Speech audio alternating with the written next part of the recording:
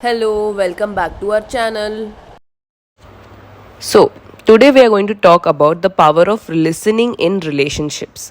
Relationships, a word we use for every bond in our life family, friends, and partners. But today, let's talk about dating relationships, the one that often feels the most fragile. The biggest difference between family bonds and romantic relationship is simple. Family stays. No matter how many mistakes we make, how many fights we have, our parents don't leave us when they are tired. They don't abandon us because things get hard. They accept us as we are, support us, and try to help us grow. Shouldn't a romantic relationship work the same way? But it often doesn't. Because in relationships, we have the option to leave, and that option makes walking away so easy. Friendship works in a similar way. People leave when things get tough. They leave when there's a misunderstanding. And most of the time, it's not because the bond is weak, it's because people don't know how to listen. Listening is everything in relationship. We are two people with different emotions, different experience and different ways of expressing love. In the beginning, we are just figuring out if we love someone. But when we finally do, that's when the real test starts. We share memories, we support each other, we stick together in high and lows.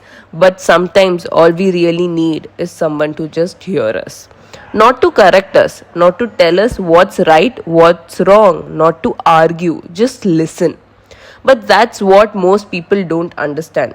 Everyone wants to prove a point. Everyone wants to be understood. But if we both people are trying to be heard and no one is listening, what's the point of even talking? Sometimes when one person needs to pause, take a step back and just to be there, not to win an argument, but to make the other person feel that they are not alone.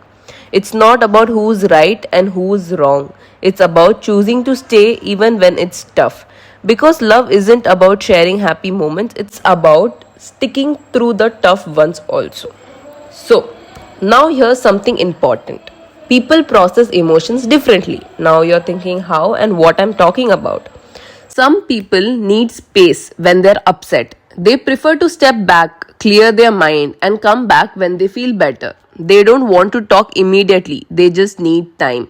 But others are complete opposite. When they're hurting, they don't want to be left alone. Even if we say, go away, deep down they want you to stay.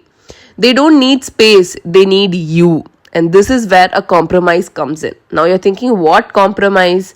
If you truly care about someone, you just don't love them in the way that feels natural to you. You love them in a way that they need to be loved. That means sometimes, even if you're someone who needs space, you stay because the other person needs comfort. And the other times, even if you want an immediate reassurance, you step back because your partner needs time to process things alone.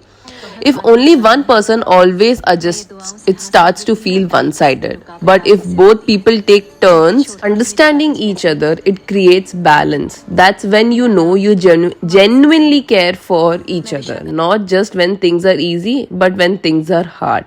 When you start compromising for each other alternatively, it shows that you truly love and care. It means you're not just adjusting but about yourself, but about how the other person feels too.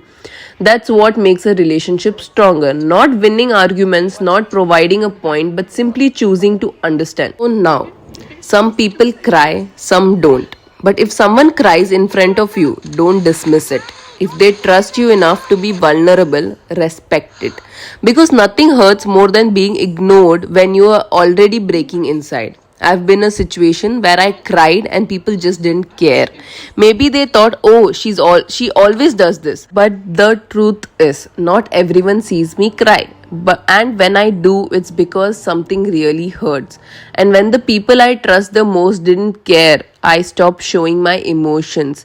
Then those same people complain that I don't share anything. But when your feelings aren't valued, why would you keep expressing them, right? I never cry in front of my parents because I know it would hurt them too much. I hold it in because I know they would worry. And honestly, that's kind of care and attention we silently wish for from the people we love. But oops, it hurts when we don't get it. About people who don't cry. Some people hold everything in. Even when they are struggling, they stay silent and smile through the pain and act like everything is fine. Maybe they have learned that there is no one to listen, or maybe they just don't want to burden others. But just because someone doesn't cry doesn't mean they are not hurting. Sometimes they just need someone to notice the weight they are carrying, even when they don't say a word.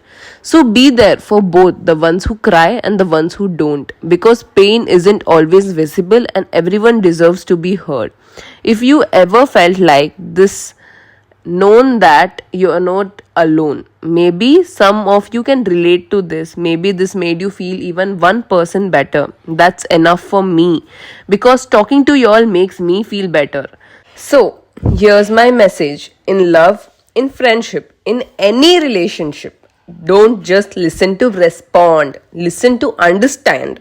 Sometimes that's all a person really needs. Let me know your thoughts in comments. Let's make this space a place where we truly hear each other. Like, share, and subscribe if this spoke to you in any way. Until next time, take care and stay kind.